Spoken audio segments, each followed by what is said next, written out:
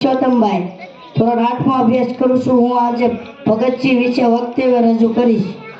ભારત પહેલેથી જ વીરોની ભૂમિ રહી છે। એવી વીરોની ભૂમિમાં એક મહાન ક્રાંતિકારી વીર ભગતસિંહ થઈ ગયા। વીર ભગતસિંહનો જન્મ 28 સપ્ટેમ્બર 1907ના પંજાબ રાજ્યના રાયપુર જિલ્લાના બંગા ગામમાં થયો હતો। તેમના પિતાનું નામ સરદાર કિશનસિંહ અને માતાનું નામ વિદ્યામતી હતું। 13 એપ્રિલ 1919ના રોજ અમૃતસરમાં સુવર્ણ મંદિર નજીક આવેલ જલિયાવાલા બાગમાં અંગ્રેજ અધિકારી જનરલ ડાયર આગેવાન અંગ્રેજ પોલીસે ગોળીબાર કર્યો, જેમાં 1000 લોકોનું મૃત્યુ થયું। આ જોઈ વીર ભગતસિંહનું હૃદય ધ્રુજી ઉઠ્યું। તેને મૃત લોકોનું લોહી હાથમાં લઈને કસમ ખાધી કે હું ભારતમાંથી અંગ્રેજોને કાઢી નાખીશ।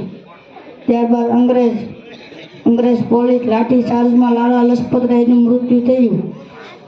તેનો બદલો લેવા 8 એપ્રિલ 1928ના રોજ ભગતસિંહ અને તેમના સાથીદારોએ અંગ્રેજ પોલીસ સોંગર્સની હત્યા કરી।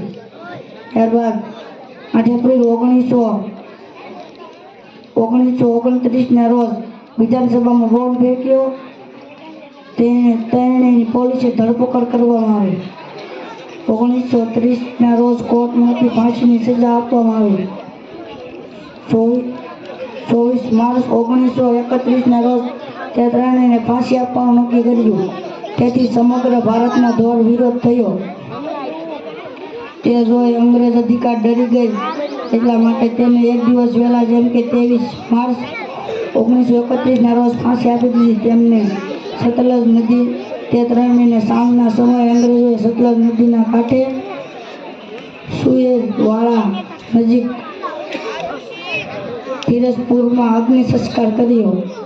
જેને પોતાના દેશ માટે પ્રાણ આપ્યા છે તેવા ભારત માતાના સાચા સપૂતોને પ્રણામ અસ્તુ।